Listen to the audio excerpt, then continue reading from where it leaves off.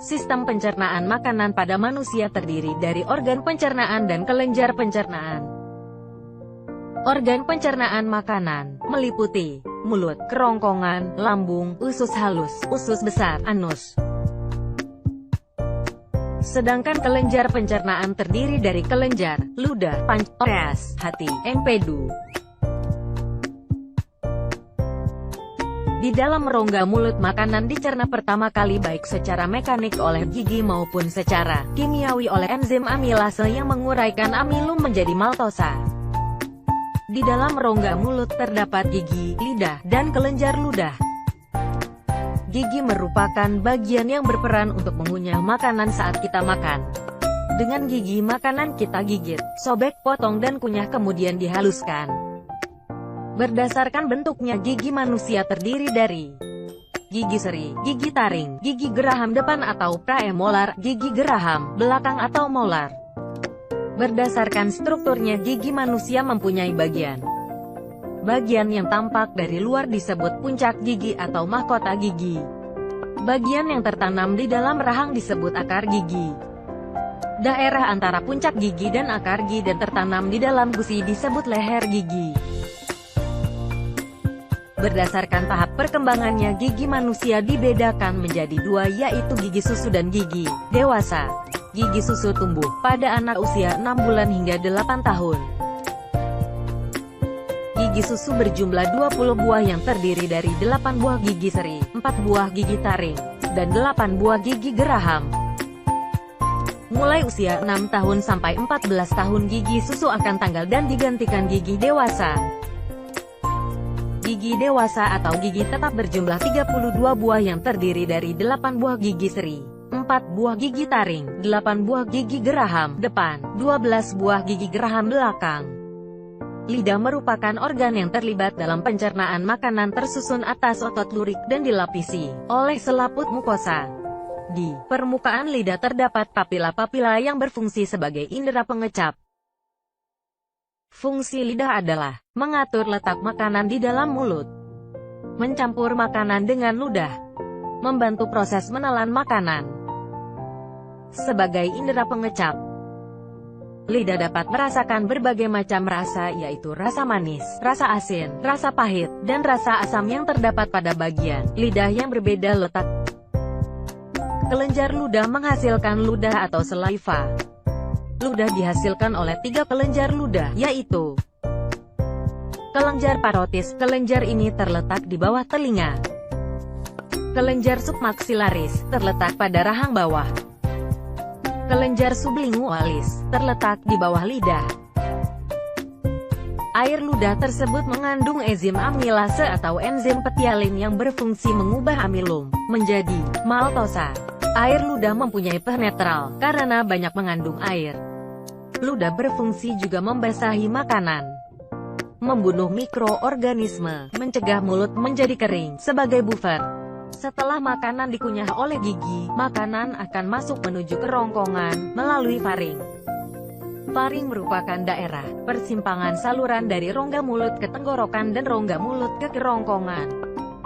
Kerongkongan merupakan organ yang berperan sebagai tempat jalannya makanan menuju ke lambung. Pada kerongkongan tidak terjadi proses pencernaan makanan. Panjang kerongkongan sekitar 25 cm.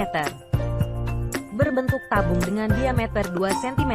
Bagian dalam selalu basah, karena cairan yang dikeluarkan oleh kelenjar mukosa.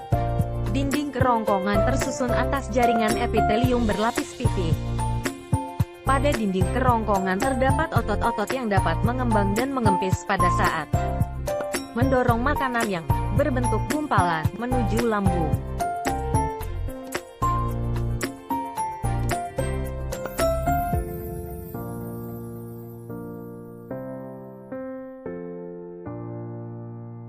Lambung terletak di dalam rongga perut sebelah kiri di bawah sekat rongga dada atau diafragma. Lambung merupakan kantung, tempat menyimpan makanan untuk sementara. Lambung terdiri dari 3 bagian yaitu bagian atas, bagian tengah, fundus, dan bagian bawah, pilorus. Ujung lambung terdapat 2 klep yaitu sphincter esophageal yang berbatasan antara kerongkongan, dan berfungsi untuk menjaga makanan agar tetap di lambung dan akan terbuka jika ada makanan yang masuk. Sedangkan klep pylorus yang berbatasan dengan usus 12 jari pada bagian dalam dinding lambung menghasilkan lendir, mucus, sedangkan di daerah fundus menghasilkan getah lambung. Getah lambung mengandung antara lain air, asam klorida, dan enzim pencernaan seperti pepsinogen, renin, lipase. Asam lambung berfungsi mematikan bakteri yang terbawa melalui makanan atau minuman ke dalam lambung, dan mengubah sifat protein serta mengaktifkan pepsin. Pepsin adalah enzim yang dapat menghidrolisis molekul protein menjadi peptida. Renin, yaitu enzim yang dapat mengubah kaseinogen menjadi kasein. Kasein oleh ion K2+ dari susu akan digumpalkan dan dapat dicerna oleh pepsin. Sedangkan lipase yaitu enzim yang berfungsi menghidrolisis trigliserida menjadi asam lemak dan gliserol. Selain itu, terdapat juga kelenjar buntu yang menghasilkan hormon gastrin. Makanan di lambung akan bercampur dengan getah lambung, sehingga makanan menjadi seperti bubur yang disebut kim. Otot pylorus akan mengatur keluarnya kim sedikit demi sedikit dari lambung ke usus 12 jari, yakni dengan mengendornya otot pylorus yang mengarah ke lambung karena tersentuh kim yang bersifat asam. Sebaliknya jika otot pylorus mengarah ke usus 12 jari akan mengerut jika tersentuh kim. Akibatnya kim sedikit demi sedikit akan masuk ke usus 12 jari. Usus halus berbentuk tabung yang terletak di antara lambung dan usus besar.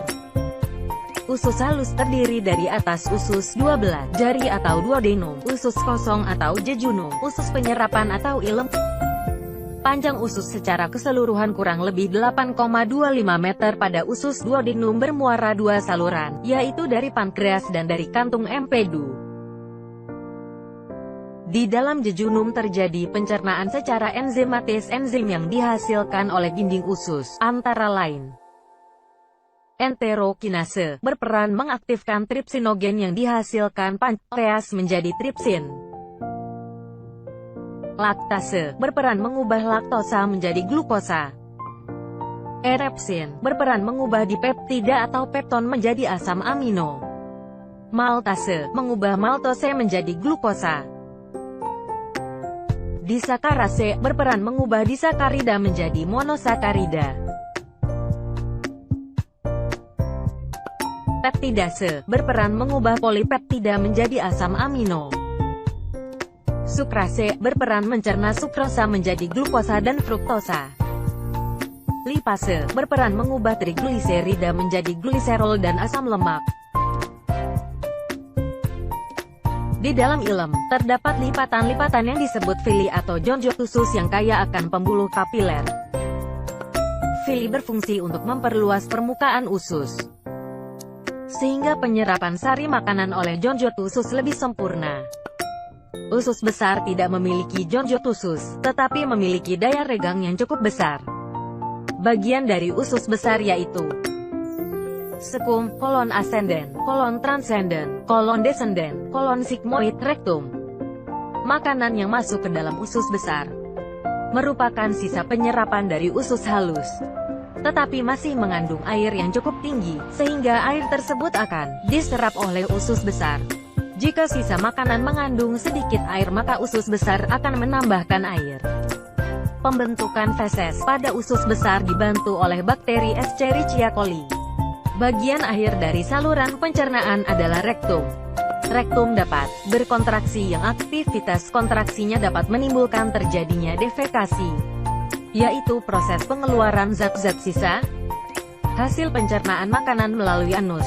Otot yang menyusun anus adalah otot polus dan otot lurik.